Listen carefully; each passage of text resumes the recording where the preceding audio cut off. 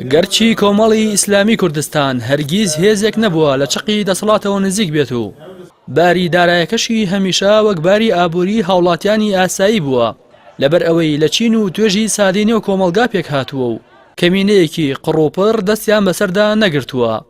بەڵام هیچ کات خۆی لە بەرپرسارەتی ئەخلاقی و ئاینی و نیشتیمانی نەزیوەتەوە و دەستبەرداری خزمەتی چین و توێژە جیاوازەکانی کۆمەلگا نەبووە. لە ڕێگای پاڵپشتی مادی و معنەوی دەیان ڕێکخرا و سنتەرەوە خزمەتی چین و توێژە جیاجیاکانی کردووە. قوتابیان و خوێندکاران یەکێکن لە مەحرومترین چین و توێژەکان و هەر ڕۆژە و سیستەمێک و هەر ساڵی پرۆگرامێکیان بەسەردا تاقی کراوەتەوە و مردنی دەیان قوتابی لەژێر داروپەردووی قوتابخانەکان و خنکانیان لە گۆما و چاڵەبارانەکانی ڕێگای قوتابخانە تراژی دیترین چیرۆکەکانی سیستەمی پەروەردەی هەرێمی کوردستانە. بۆ سوکردنی باری قورسی قوتابیان و یارمەتیدانیان لە تێپەڕاندنی هەوراز و نشێوەکانی ڕێگایان کۆمەڵی ئیسلامی لە ڕێگای پاڵپشتی ڕێکخراوی قوتابیانی کوردستانەوە بێ جیاوازی ئایدۆلۆژی خزمەتی بە قوتابیان و خوێندکاران کردووە. ڕێکخراوی قوتابیانی کوردستان لە مێژووی دوور و درێژی خزمەتیدا دەیان پرۆژەی ناوازەی پێشکەشی قوتابیان کردووە. یەکێک لەو پرۆژانەی کە ڕێکخراوەکەی پێدەناسرێتەوە پرۆژەی خولی سەرکەوتنە. خولی سەرکەوتن لە کاتێکدا بنیادنرا کە قوتابیان جگە لە قوتابخانە هیچ دەرگایەکیان دەست نەدەکەوت تا وەڵامی پرسیارەکانیان بداتەوە و دەسەڵاتی بەکرێگرتنی مامۆستای تایبەتیان نەبوو. ڕێکخراوی قوتابیانی کوردستان لە خولی سەرکەوتندا بەوتنەوەی پرۆگرامی خوێندن و بەرزکردنەوەی معنەویاتی قوتابیان لە ڕێگای وانەکانی گەشەپێدانی مرۆییەوە بۆژایەکی فراوانی بۆ قوتابیان پڕ کردەوە و زیاتر لە 12 ساڵە پرۆژەکە بەردەوامە. تا ئێستاش هەزاران قوتابی سودمەندی پرۆژەکە بوون و هەروەها دەیان قوتابی خولی سەرکەوتن پلەی یەکەمەکانیان لەسەر ئاستی هەرێمی کوردستان بەدەستهێناوە. بەپێی زانیاریەکانیش پاش ئەوەی دەیان کۆمپانیا و سنتەر یارمەتیدانی قوتابیانی پۆلی 12 ئامادەییان کردووە بە پرۆسەیەکی بازرگانی مەکتەبی سکرتارەتی ڕێکخراوی قوتابیانی کوردستان لیژنەیەکی باڵای بۆ پێداچوونەوە و نوێکردنەوەی خولی سەرکەوتن پێکهێناوە تا بە شێوازێکی نوێ و بەرفراوانێکی زیاتر خزمەتی قوتابیان بکات.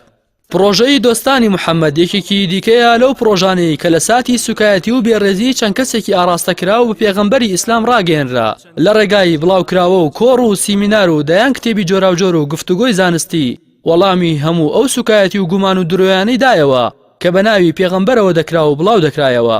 قوتابیان و لاوانی هەرێمی لە هێرشێکی بەرفراوانی گومانی نادروست ڕزگار کرد. پڕکردنەوەی فۆرمی داواکاری وەرگرتن لە زانکۆ و پەیمانگەکان پرۆژەیەکی تری ڕێکخراوی قوتابیانی کوردستانە و ماوەی 15 ساڵە لەگەڵ سەرجەمبەرەوە پێشچوون و گۆڕانکاریەکانی ئەو پرۆسەیە هاوکاری قوتابیان کراوە. دوای بە ئۆنلاین بوونی پێشکەشکردنی فۆرمی داواکاری وەرگرتن لە زانکۆ و پەیمانگەکان ڕێکخراوی قوتابیانی کوردستان لەژێر ناوی ڕێگای زانکۆ و لە سەرتاسەری کوردستان و بە شێوەیەکی خۆبەخشانە سوودی بە سەدان هەزار قوتابی گەیاندووە. بۆ نمونە تەنها لە 8 ڕۆژی سەرەتای کارابوونی فۆرمی وەرگرتنی ئەمساڵ زیاتر لە 10,000 قوتابی سەردانی لیژنەکانی ڕێگای زانکۆی ڕێکخراوی قوتابیانی کوردستانیان کردووە و بە خۆبەخشی و بێجیاوازی لە خزمەتی قوتابیان بەردەوام بوون.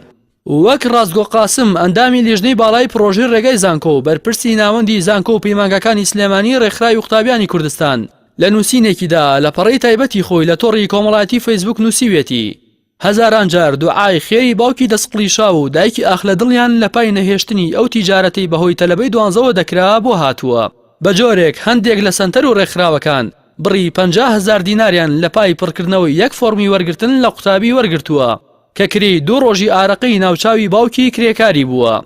بەڵام ناوەند و ئەندامە خۆبەخشەکانی ڕێکخراوی قوتابیانی کوردستان بێجیاوازی و بێبەرامبەر پێشوازیان لە دەرچوانی 12 ئامادەی کردووە.